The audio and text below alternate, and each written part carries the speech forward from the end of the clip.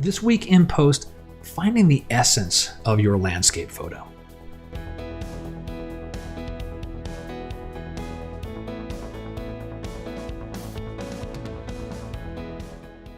Hi everyone, I'm Scott Davenport and welcome to In Post.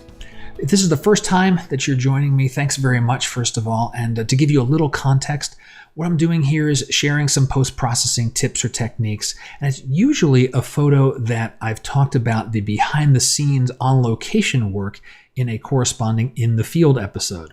And today is no exception. I've got a photo from 4 Mile Beach and I shared some details on that shoot earlier this week. So if you missed that, go check out the other videos I have on my channel and you'll find that one as well as a bunch of others. We're on like episode 157 for this one. So there's a bunch of things to go check out if you're just joining the show here. So I want to share this photo I have here from 4 Mile Beach, and I've done the processing on it in Lightroom. I'll show that to you really quickly. If you have seen my other videos, this is all standard stuff. You'll at least be familiar with my process. Lens corrections are turned on.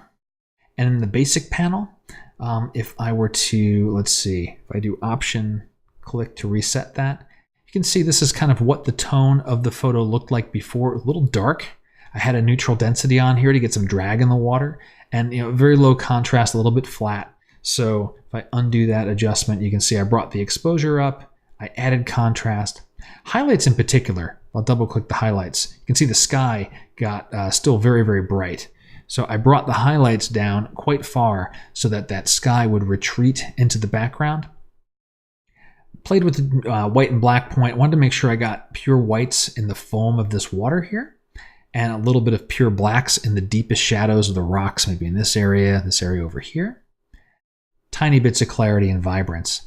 And from here, I did a little tiny bit of work in hue, saturation, and luminance, just playing with orange and yellow, because I was catching the tail end of sunset right here. The sun was getting actually swallowed up from behind a large cliff on the opposite direction, behind the camera.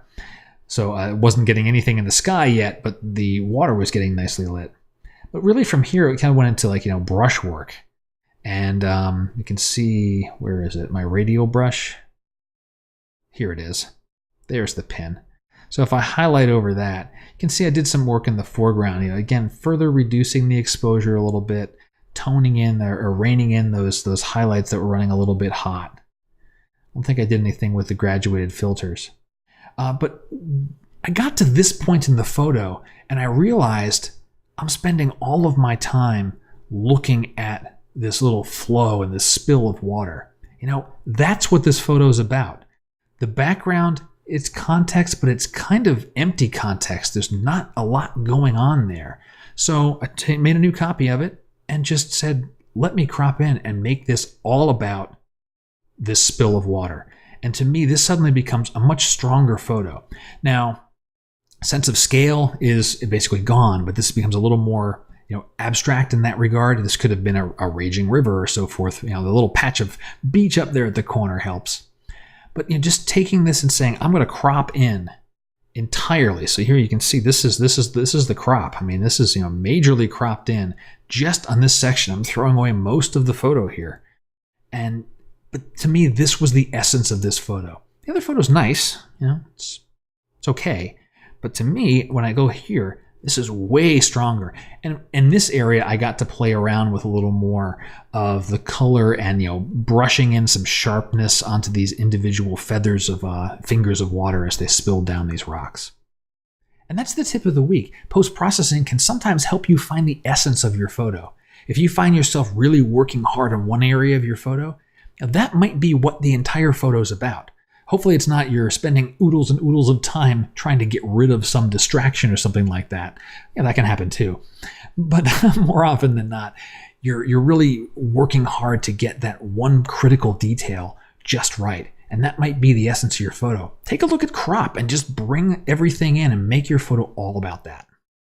And that is the end of this week's In Post. I hope you've enjoyed it. If you did, please tell a friend, share this video with your social circles or anyone else, your camera clubs, that people that might find this stuff enjoyable.